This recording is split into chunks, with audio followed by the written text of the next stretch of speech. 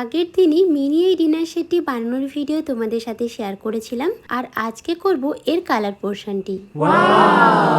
তাই আমি এখানে করে নিচ্ছি অ্যাকোড হোয়াইট কালার, আর এই কালারটি করার জন্য ব্রাশ ব্যবহার না করে স্পঞ্জের ব্যবহার করেছি। আর এবার এটি শুকিয়ে যাওয়ার পরে ব্রাশ দিয়ে আরও অ্যাকোড হোয়াইট কালার করে নিয়েছি, তাহলেই দেখবে কালারটি অনেক বেশি সুন্দর হবে। আর এভাবেই প্রত্যেকটা কালার করে একেবারে ভালো করে শুকিয়ে নিতে হবে। এবার নিজের পছন্দ মতো ডিনার সেটে যেরকম ডিজাইনগুলো থাকে সেরকম একটি ডিজাইন মনে করে খুবই ধৈর্য ধরে ছোট্ট এই ডটিং টুলসটি দিয়ে এঁকে নিচ্ছি। কাজটা করতে কিন্তু বেশ মজার লাগছে। আর এভাবেই একে একে বাটি, চামচ, থালা সব কিছুই কালার করে নিয়েছি, আর সব শেষে এক কোট বার্নিশ করে নিয়েছিলাম। আর এই হলো আমার মিনি ডিনার সেটের ফাইনাল লুক। আর এটি দেখার পরে এতটাই ভালো লাগছে যে কি বলবো, কারণ তোমরা হয়তো অনেকেই জানো আমার একটি মিনি কিচেনের চ্যানেল আছে, আর এই প্রত্যেকটা জিনিস আমার ওই মিনি কিচেনের কাজে লেগে যাবে। তাই সত্যি আমার ওই বন্ধুটাকে থ্যাংক ইউ জানাতেই হয় যে আমাকে এত সুন্দর একটা ভিডিও রিকোয়েস্ট করার জন্য। তবে আজকের এই ভিডিওটি তোমাদের কেমন লাগলো জানাতে কিন্তু